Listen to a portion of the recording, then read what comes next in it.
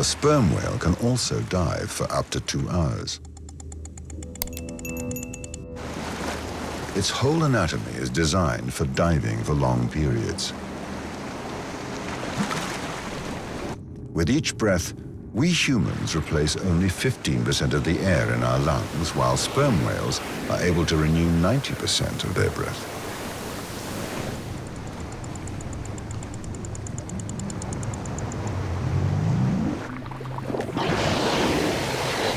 Its muscles are rich in oxygen-carrying proteins and can store 10 times more oxygen than humans. As soon as it leaves the surface of the water, the sperm whale's metabolism slows down to save oxygen, and its blood is concentrated on vital organs like the heart and its enormous brain, the largest in the animal kingdom. Its chest cavity is flexible, so it doesn't snap when the pressure mounts.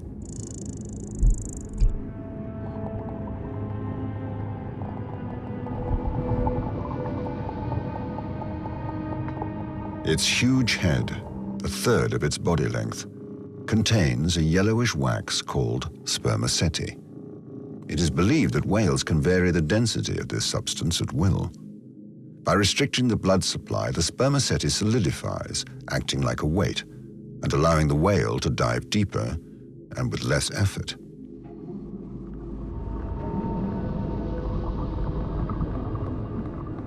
When it resurfaces, the sperm whale reheats its spermaceti, causing it to liquefy until it is lighter than water. To avoid decompression accidents and the bends, the whale is able to collapse its lungs while still sending oxygen to the brain. So the sperm whale can stay underwater for up to 2 hours.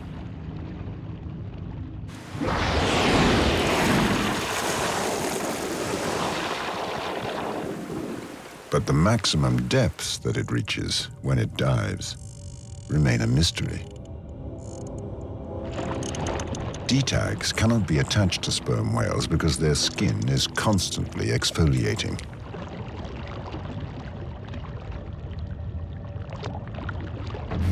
Far from El Hierro, researchers use a different approach to learn more about their diving abilities and study their movements. In the Indian Ocean, off the coast of Mauritius, a team of scientists from the Moby Dick Association scans the horizon in search of sperm whales.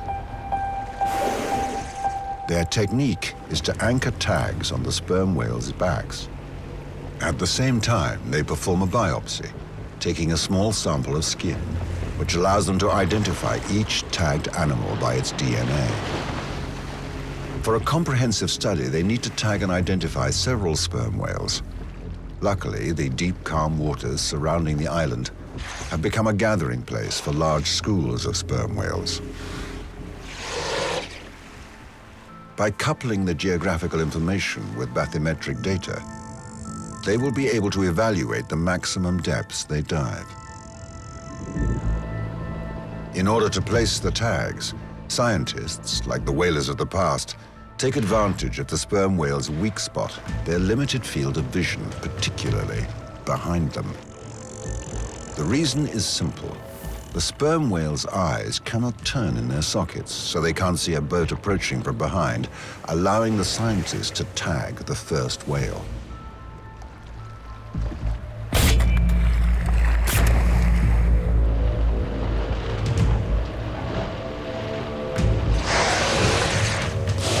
But the other sperm whales are suspicious, and a tactical chase begins.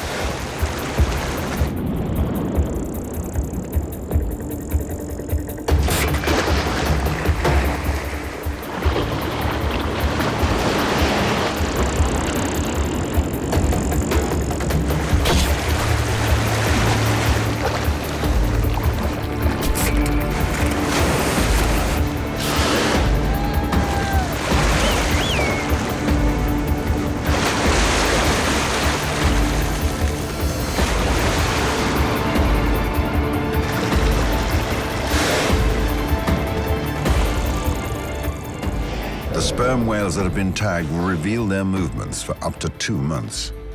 The tags placed reveal the 6 sperm whales' amazing diving capabilities to depths of over 4,000 feet. The male whales stay around Mauritius for the duration of the study, but may head to southern latitudes afterwards.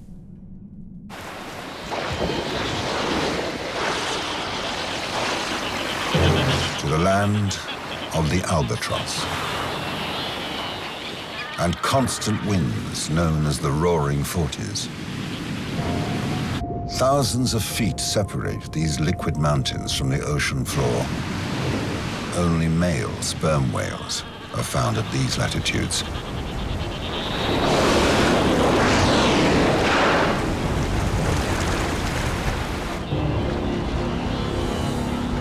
In this no man's land, the main attraction is fish processing ships that spend several months at a time on the high seas.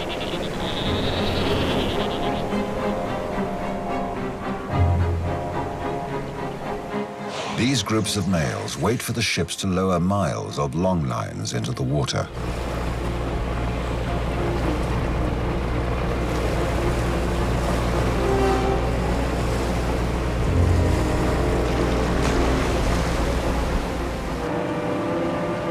When they are hauled in, the lines bring a highly prized resource in the Asian market: Patagonian toothfish, also known as Chilean sea bass.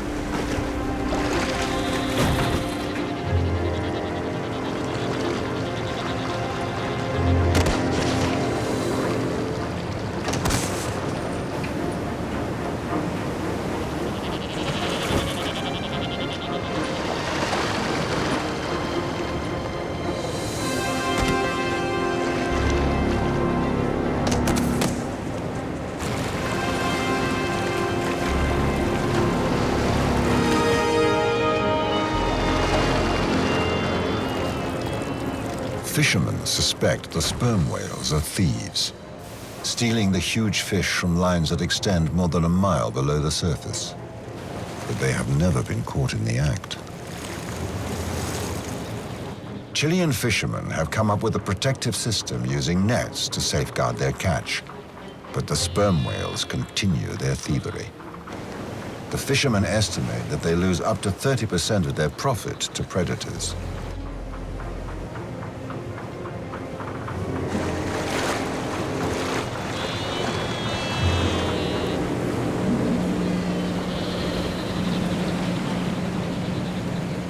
Sperm whales. To confirm their suspicions, they're working with a marine biologist who is studying the whale's behavior. Richard is on board for the next 3 months. By using longline fishing boats, we can deploy our acoustic devices like this one, which is a recorder and 2 hydrophones. So this device allows us to record the sounds that sperm whales make.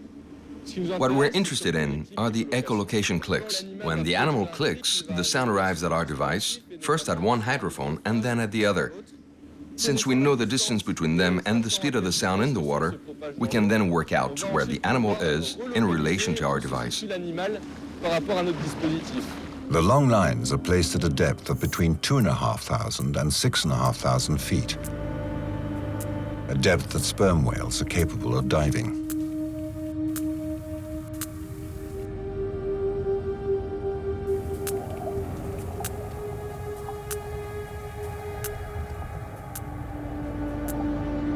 To find out why the whales appear around the fishing boat just as fishermen haul in their catch, Guyton places accelerometers on the lines just above the hooks. These devices can detect and record the difference in tension on the lines. A rise in tension could reveal a thieving sperm whale. By combining the accelerometer data with the hydrophone information, he can reconstruct the sperm whale's modus operandi. As an opportunistic hunter, it saves its energy and dives to the shallowest depth possible. When it returns to the surface, it grabs the main line from the fishing boat between its jaws and runs them along the length of the line to unhook the fish that it will then gather up as they drift in the water.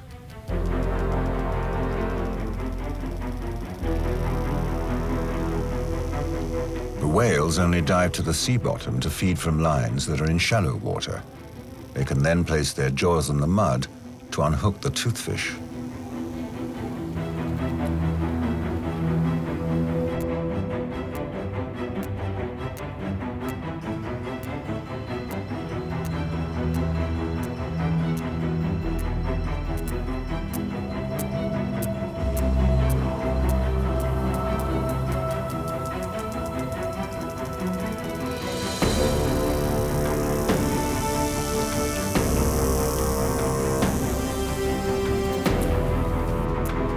Surprisingly, the whales are rarely seen within 1,000 feet of the surface, for a very good reason. Near the surface, they are in competition with a fearsome predator: killer whales.